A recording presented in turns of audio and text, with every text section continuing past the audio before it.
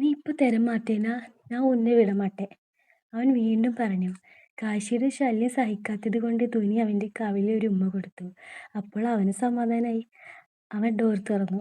അങ്ങനെ അവരുടെ നിശ്ചയദാർഢ്യ ചടങ്ങുകളെല്ലാം കഴിഞ്ഞു. അന്ന് രാത്രി അവന് ഉറക്കം കിട്ടുന്നില്ല.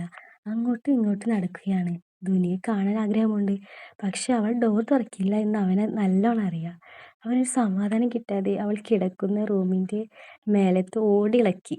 അവന്റെ ഒരു കാര്യം, ധ്വനിയെ ഉറക്കത്തിൽ കാണാൻ നല്ല ഭംഗിയുണ്ടായിരുന്നു. ഫാനിന്റെ കാറ്റിൽ അവളുടെ മുടിയും സാരിയും പറക്കുന്നുണ്ടായിരുന്നു. അതും അവന് നോക്കി നിന്നു. പെട്ടെന്ന് അവൾ ചുമച്ചു. അപ്പോൾ വേഗം അവിടെ നിന്ന് സ്ഥലം വിട്ടുപോയി കിടന്നുറങ്ങി. ദിവസങ്ങൾ കടന്നുപോയി. ഇപ്പോൾ ധ്വനിക്ക് അവരുടെ സ്കൂളിൽ ജോലി ശരിയാക്കി കൊടുത്തിട്ടുണ്ട്. അച്ഛനും അമ്മയും നാട്ടിൽ പോയി. ധ്വനിയുടെയും കാശിയുടെയും വിവാഹം അങ്ങ് അടുത്ത്. അതിനുള്ള ആവശ്യങ്ങൾക്കായി അച്ഛനും അമ്മയും പോയി. ധ്വനിക്ക് അവരുടെ കുറച്ച് സർട്ടിഫിക്കറ്റുകൾ നാട്ടിൽ പോയി എടുക്കാനുണ്ടായിരുന്നു.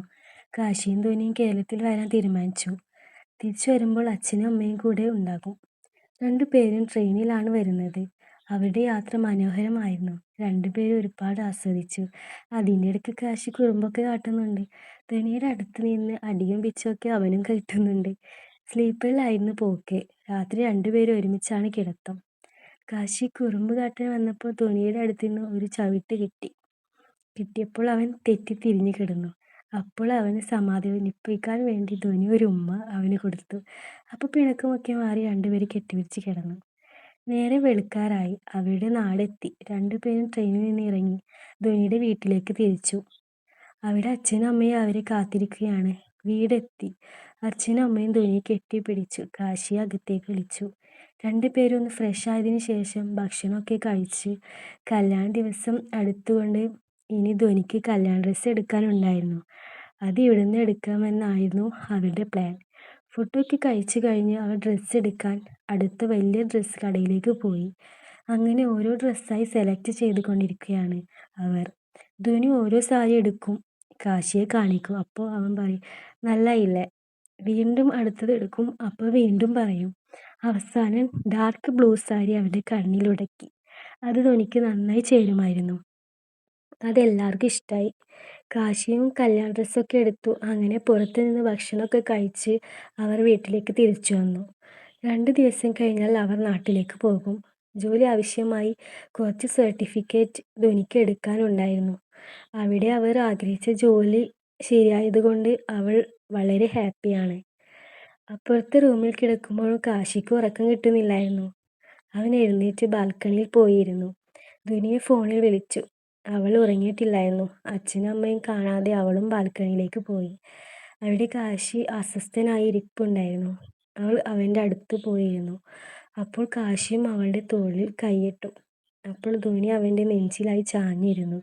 എന്നിട്ട് ചോദിച്ചു, എന്താ ഉറങ്ങാത്തെ, എന്ത് പറ്റി?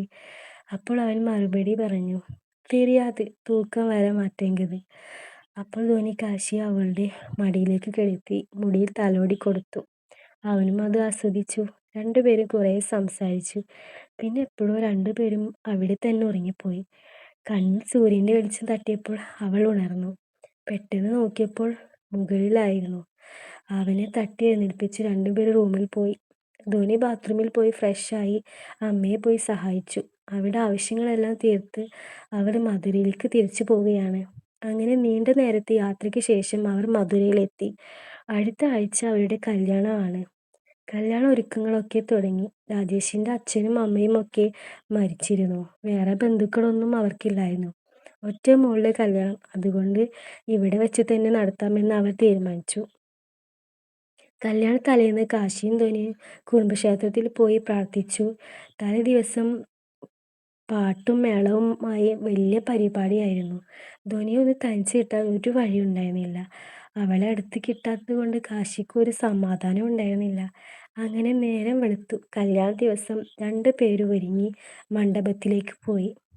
കല്യാണ ചടങ്ങുകളെല്ലാം മംഗളമായി നടന്നു. രണ്ടുപേരും അച്ഛൻ്റെ അമ്മയുടെ ആശീർവാദം മേടിച്ചു. തുടർന്ന് മുത്തശ്ശൻ്റെയും അരുളിൻ്റെയും അടുത്ത് പോയി അനുഗ്രഹം മേടിച്ചു. വൈകുന്നേരം റിസപ്ഷൻ ഉണ്ട്. അതിനായി രണ്ടുപേരും ഒരുങ്ങി. കുറേ പേർ പങ്കെടുത്തിരുന്നു. അങ്ങനെ കല്യാണ തിരക്കെല്ലാം കഴിഞ്ഞ് ഫ്രീ ആകുമ്പോഴേക്കും സമയം രാത്രി 1 മണിയായിട്ടുണ്ടായിരുന്നു. തുണിയെ കൂട്ടുകാർ റൂമിലേക്ക് പറഞ്ഞയച്ചു. ഇന്നാണ് അവരുടെ ആദ്യ രാത്രി. തമിഴിൽ പറയുകയാണ് ശാന്തി മുഹൂർത്തം. കാശി ധ്വനിയെ ഏറെ നേരമായി കാത്തിരിക്കുകയാണ്. അവൾ വന്നതും വേഗം കഥ കഴിച്ചു. പിന്നെ ഒന്നും നോക്കിയില്ല. ധ്വനി എന്ന് വിളിച്ച് അവളെ എടുത്ത് കട്ടിലേക്ക് ഒറ്റയ്ക്ക് കിടത്താം. ധ്വനി പറയുന്നുണ്ട്, കാശി നിനക്കെന്താ പ്രാന്തായ? ഞാനിനി എപ്പോഴും നിന്റെ സ്വന്തമല്ലേ, ടൈമുണ്ട്. കാശിയുടെ കണ്ണിൽ പ്രണയാഗ്നി കത്തി ജ്വലിക്കുന്നുണ്ടായിരുന്നു. അവൾ ഉമിനീർ ഇറക്കിക്കൊണ്ട് പറഞ്ഞു, ധ്വനി എവളോ ആയി இந்த நாளுக்காக நான் காத்துக்கிட்டு இருக்கேன். இப்போ நீ என்னோட மட்டும்தான். எனக்கு மட்டும் சொந்தம். எனக்கு நம்ப முடியல. ஏன் தோனி, ஏன் ரூமில், ஏன் பெட்டில் இந்த மாதிரி எப்ப പാക്കത്? അതും പറഞ്ഞ് അവളെ ഒന്നുകൂടെ ചേർത്ത് പിടിച്ചു. ആദ്യം അവൾ അവളുടെ ചുണ്ടിൽ ഉമ്മ കൊടുത്തു. പിന്നീട് മുഖത്തും കഴുത്തിലും. അവൾ അതൊക്കെ ആസ്വദിച്ചു. അവനെ ചേർത്ത് കെട്ടിപ്പിടിച്ച് കിടക്കുകയാണ്. പിന്നീട് രണ്ടുപേരും സന്തോഷത്തോടെ അവരുടെ സുന്ദര നിമിഷങ്ങൾ ആസ്വദിച്ചു. കാശിയുടെ വിരലുകൾ അവളുടെ മൃദുവായ മേലിൽ തലോടിക്കൊണ്ടിരുന്നു. ആ രാത്രി വളരെ മനോഹരമായിരുന്നു. അവരുടെ ആഗ്രഹങ്ങൾ പൂവണിഞ്ഞ നിമിഷം, എല്ലാം നേടിയെടുത്ത ദിവസം, രണ്ടു പേർക്കും ഇടയിലുള്ള ബന്ധം ദൃഢമായ നിമിഷം. രണ്ടുപേരും പരസ്പര ശരീരം പങ്കുവച്ചു. അവരുടെ ശാന്തിമുഹൂർത്തം അതിമനോഹരമായിരുന്നു. അങ്ങനെ കുറേ മണിക്കൂറുകൾ അവർക്കിടയിൽ കഴിഞ്ഞുപോയി. അവർ രണ്ടുപേരും സന്തോഷത്തോടെ കിടന്നുറങ്ങി. പിറ്റേന്ന് രാവിലെ എഴുന്നേൽക്കാൻ വൈകി. ഇന്നലത്തെ നൈറ്റിൻ്റെ ക്ഷീണം. അങ്ങനെ ധ്വനി എഴുന്നേൽക്കാൻ നോക്കിയതും കാശി അവളെ അവൻ്റെ മുകളിലേക്ക് എടുത്തിട്ടു. ധ്വനി പറയുന്നുണ്ട്, ഇന്നലത്തേത് മറന്നിട്ടില്ലല്ലോ? അതിൻ്റെ ക്ഷീണം മാറിയിട്ടില്ല. അപ്പോൾ കാശി മറുപടി പറഞ്ഞു, അത് നേത്തേക്ക് താനേ. എനിക്ക് ഹോട്ടായ ഒരു കിസ് കൊട്, അപ്പോഴും ഉന്നെ വിടുറേ. ഇല്ല ഇല്ലെന്നാ ഉന്നെ ഇപ്പിടിയെ കെട്ടിപ്പിടിച്ച് തൂങ്ങും. ധ്വനിക്ക് കാര്യം മനസ്സിലായി. കിസ് കൊടുത്തിട്ടില്ലെങ്കിൽ അവളെ അവൻ വിടില്ല എന്ന്. ധ്വനി പിന്നെ ഒന്നും നോക്കിയില്ല. അവൻ്റെ ചുണ്ടിൽ ഒരു ഹോട്ട് കിസ് കൊടുത്തു. കാശി അവളെ ഇറുക്കി പിടിച്ചു. അത് ആസ്വദിച്ചു. കുറച്ചു നേരത്തെ മയക്കത്തിന് അവൻ താനെ അവളെ റിലീസ് ചെയ്തു. അവളും നേരെ കുളിച്ച് ഫ്രഷ് ആവാൻ ബാത്റൂമിൽ പോയി. കുറച്ച് കഴിഞ്ഞപ്പോൾ അവൾ ഫ്രഷായി പുറത്തു വന്നു. കാശി അപ്പോഴേക്കും എഴുന്നേറ്റിട്ടുണ്ടായിരുന്നു. പിന്നീട് അവനും ബാത്റൂമിൽ പോയി ഫ്രഷായി. ധ്വനി കണ്ണാടിയിലൂടെ മുൻപിൽ നിന്നും ഒരുങ്ങുകയായിരുന്നു. സിന്ദൂരമൊക്കെ നെറ്റിയിൽ തൊട്ട് സുന്ദരിയായി. കാശി കുളി കഴിഞ്ഞ് നേരെ വരുന്നത് അവളുടെ അടുത്തേക്കാണ്. അവളുടെ അടുത്ത് വന്ന് വീണ്ടും കെട്ടിപ്പിടിച്ച് തലോടി. അവളുടെ വയറിലൂടെ അവൻ്റെ വിരലുകൾ തലോടി. കഴുത്തിൽ മൃദുവായി ചുംബിച്ചു. ധ്വനി പറയുന്നുണ്ട്, കാശി വിട്, മതി. അവൻ്റെ മൃദുവായ ലാളനയിൽ അവളും മതിമറന്നു. രണ്ടുപേരും വീണ്ടും ലിപ് കിസ് ചെയ്ത് ലയിച്ചു നിന്നു. പെട്ടെന്ന് ധ്വനി അവനെ തട്ടിമാറ്റി. ഇനി മതി കൊഞ്ചിയത് എന്ന് പറഞ്ഞ് അവനെ കട്ടിലേക്ക് തള്ളിയിട്ടു. അവനും ഒരു കള്ളച്ചിരിയോടെ അവിടെ നിന്നും എഴുന്നേറ്റ് റെഡിയായി. അങ്ങനെ അവരുടെ ജീവിതം സന്തോഷത്തോടെ കടന്നുപോയി. ചെറിയ ഇണക്കങ്ങളും ആയി. പ്രണയിച്ചും വഴക്കിട്ടും സന്തോഷത്തോടെ അവർ ജീവിച്ചു. കാശിനാഥൻ ധ്വനി അന്തർ സംസ്ഥാന പ്രണയം അങ്ങനെ പൂത്തുലഞ്ഞു.